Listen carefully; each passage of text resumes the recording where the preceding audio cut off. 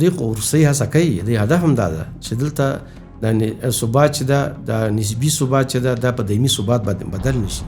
دا ثبات کمزوری کی او حکومت په نورو مشکلاتو باندې اخته کی، د بیا رغونې نوې جوړونې کارونه سس کی، نو دوی مستقیما دا پوځي یرغل وکړو. دې نه مخکې به ځینو کېدای شي ځینې کمو دوستانو ته دا معلومات دي، په تهران کې د افغانستان د اوسني حکومت د مخالفو ډلو سره کېناستل، ورته ویل چې موږ ډرون الوتکې درکو، تاسې په افغانستان کې ډرون الوتکو په ذریعه باندې بمبار وکړئ چې اخلال رامنځته شي، امنیت اخلال شي. بیا هغوی ورته ویل چې په کومو سیمو کې به ځای درکو، په دې قبایلي سیمو کې.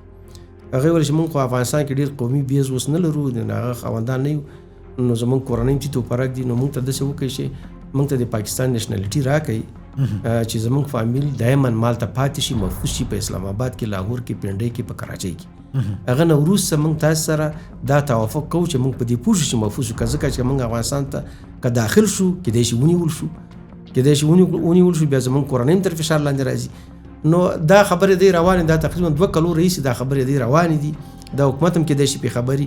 بیا بالاخره عین خبر هغه ته ورسېدله، دا لیکلي توافق ته ورسېدله.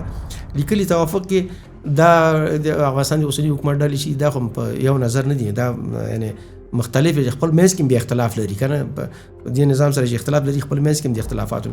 نو هلته د امضاګانې چې وي دی یو ولې قضیې وکړم، بیا به د بل مخالف په افشا کې، دا خو د افغانستان سره یو غټ خیانت ده که نه.